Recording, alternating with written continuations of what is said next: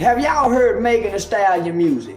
Everybody know, listen, Megan Thee Stallion, everybody knows you whoop big old hoe and you drag little bitty like that. You get on top of them and you know how to squat and push that up with them big old thighs and them knees bent with a little bitty up under you, bouncing that big old ass up on him with that good pushing it up on him. Ain't no like you crying no year later about no like that. Sad news in hip hop. Tory Lanez caught catch up. What?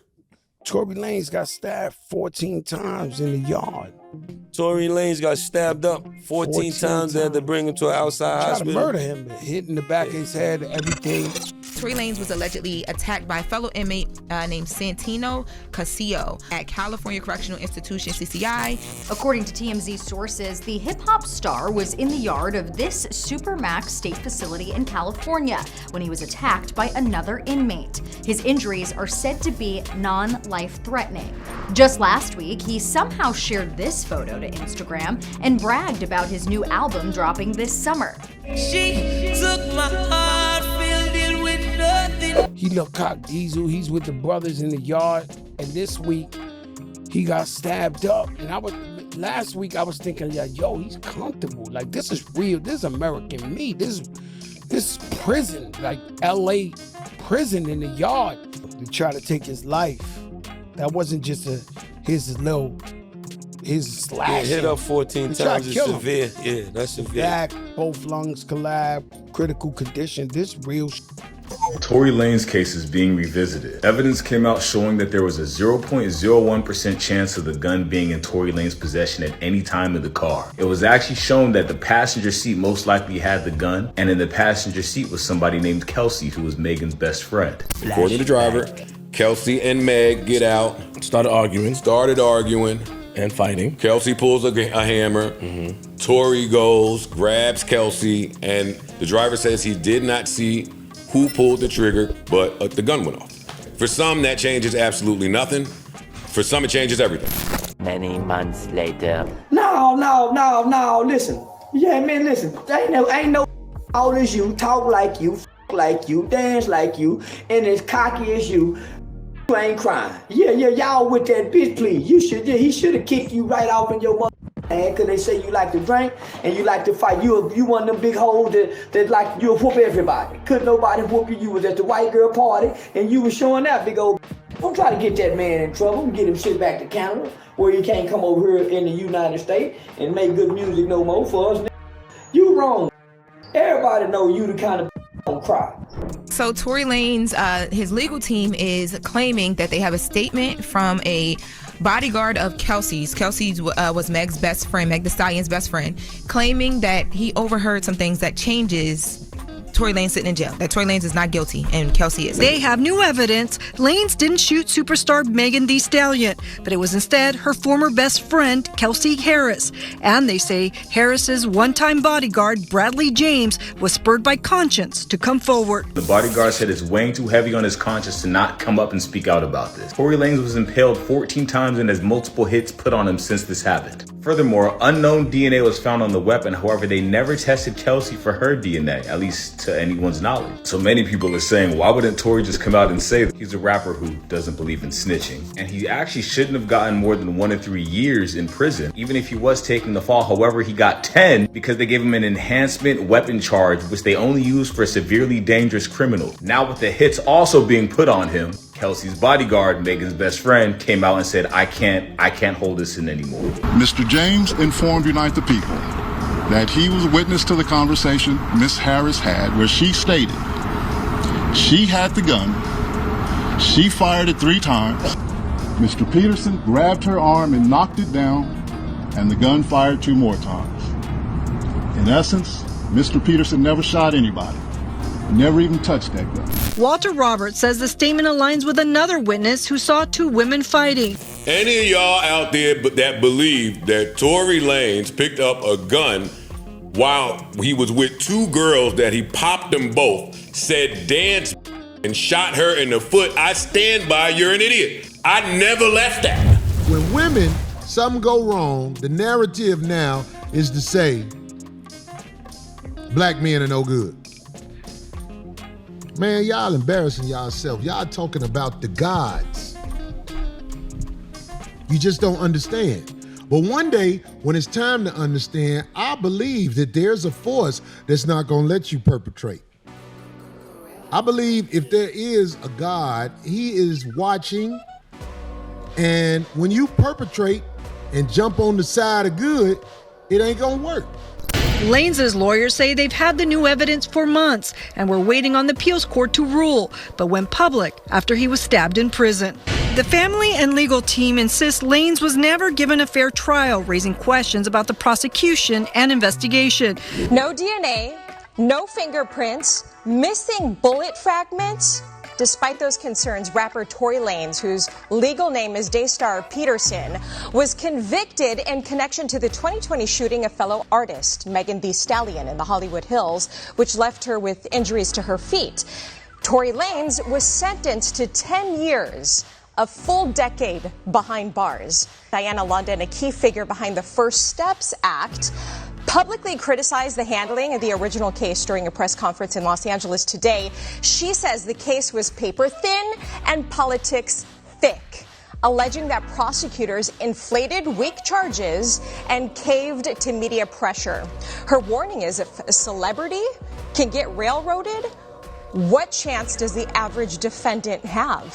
So all you people who want to say something about a group of people like black men, where if you watch our history, especially in America alone, we've been victimized since we got here. We've been to blame of everything as long as we've been here. Your little boy, 1, 2, 3, 4 years old, will be blamed for all the failures in America.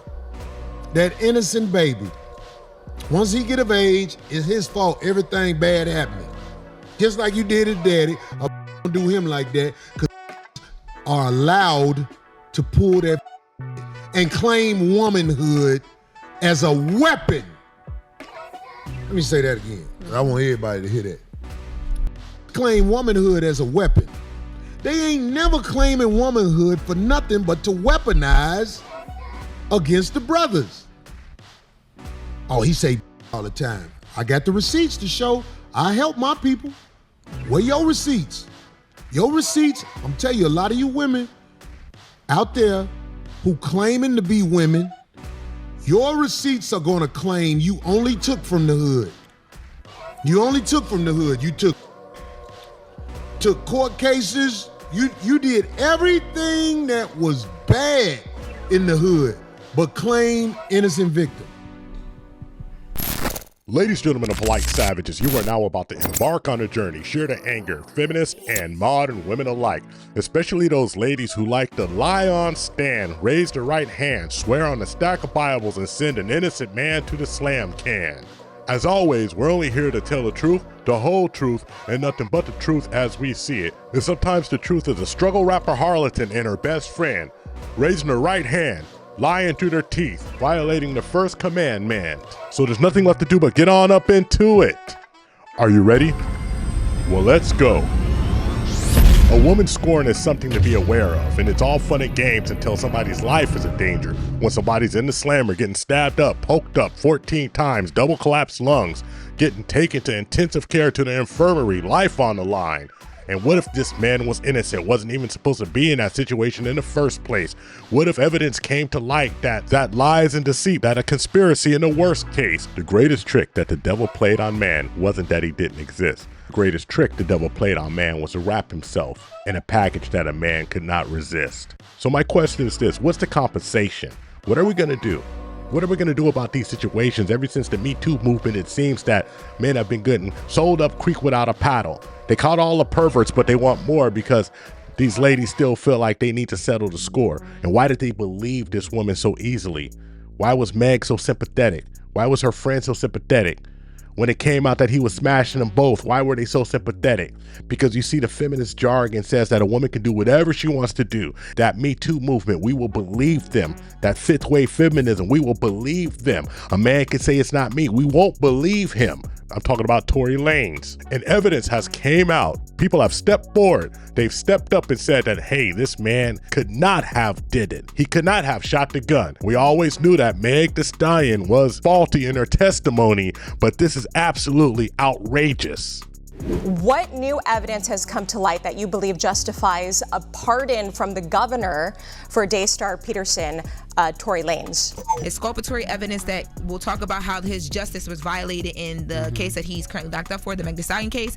And right I don't even now, know what that means. What's that word you just said? It's exculpatory. So basically, what the hell is that? I don't even know what that means. It's evidence that it's new findings that they found that show light, that bring light on something. Like, It says show or declare that someone is not guilty of wrongdoing. they're saying that they have new evidence now or new things now that they want to reveal. And right now, more than ever, because of what just happened to him, it's important that they reveal it because they need to get him home. Okay. Mr. James informed Unite the People that he was witness to the conversation Miss Harris had where she stated she had the gun, she fired it 3 times. In essence, Mr. Peterson never shot anybody. Walter Roberts says the statement aligns with another witness who saw 2 women fighting. After over 2 years in prison without incident, Tory was stabbed 14 times just days after a major national news outlet reached out to Megan Pete's team, Kelsey Harris, and former DA George Gascon about a story on new evidence in this case. You don't have to believe in conspiracies to see the pattern. When evidence was about to come to light, Tory was nearly killed. Tory has been serving over 1.5 years in prison for a crime that he did not commit, and we have the evidence. So today, in light of the brutal stabbing, 14 stab wounds on a gentleman's body in prison. So let's stop pretending this is complicated. Let's stop treating this like some cultural war flashpoint. This is about a man, a father, a son, Daystar Peterson, who has sat in a prison cell for over 1 year based on a case that wouldn't pass the smell test in any honest courtroom. The prison system can no longer guarantee his safety, and that alone should be grounds for immediate action. But combine that with the overwhelming evidence of a botched investigation, and this becomes not just a legal issue, but a morale emergency. Tory Lanez deserves a new trial. He deserves due process. He deserves a pardon. And so today we came forward in light of Tory's harm that happened to him in prison, and we are calling for the governor to pardon Tory Lanez.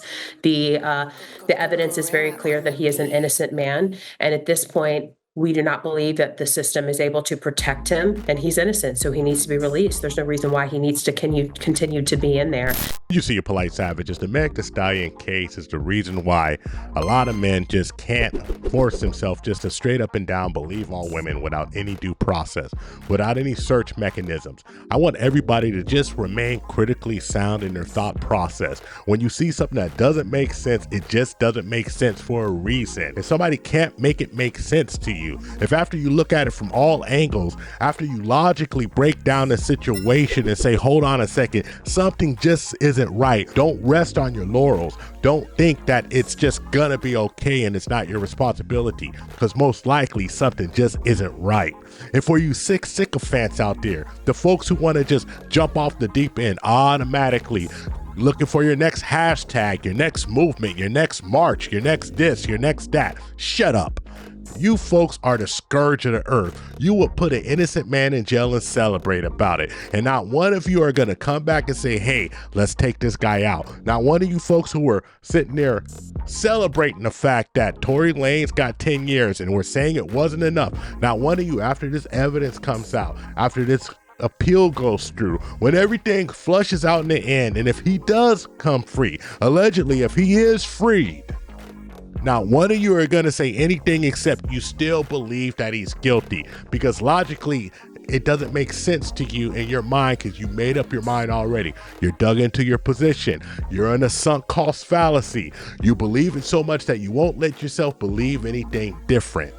And you need to just shut up, take several seats in the corner, examine yourself, and realize that you are the problem. insane females have a real advantage over most, because nobody expect them to do what they go do. Yeah, they get grace. They get what? They get grace. Women get grace when they don't deserve it.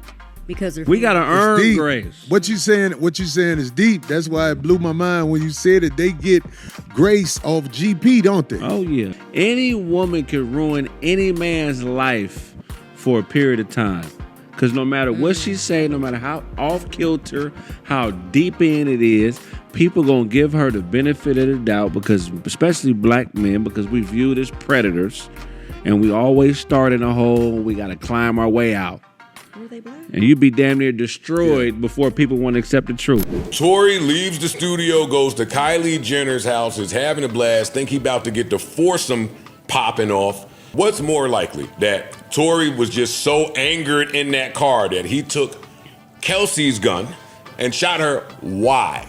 Why was he so mad? Because that's the scary part. Y'all think a man is just shooting a girl for no reason? Give me the reason. Because the only reason we got was I said that I had more number ones than him. You telling me that the Male black ego's a dog, it ain't that much of a or what's more believable? Two people that was running around as best friends, new in the music industry. One gets COVID, comes back, finds out her best friend is that she's on.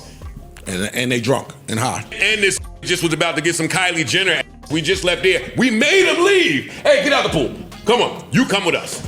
And one last thing, you polite savages. I want everyone just to ask themselves one question. Just this question, it's really simple. Just a little thought experiment. If it was Tory Lanez who had claimed to be shot, and if it came out that after the fact that he had lied about sleeping with someone, and he was in fact sleeping with that person, and if he was on camera twerking it and gyrating and doing all of this and all of these dances on stage after the fact of being supposedly shot in the foot, would it all happen the same way? What do you think? And Tory Lanez, once again, bro, Tory, I've known Tory. Tory's been in the neighborhood. He's never had any ill will towards me. I don't have any ill will towards him. He's been sentenced. He's going to serve out his prison sentence, and he got to handle his own thing with God.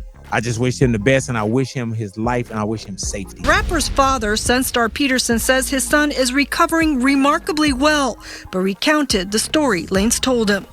Dad, I thought it was my last. And having made my peace with God, I said, okay, God, is this how it's supposed to end for me? But God said no. God told him, do not give up. Thank you for listening to Tip Network. Follow us on all social medias. Don't forget to like and subscribe. Peace. We found true happiness.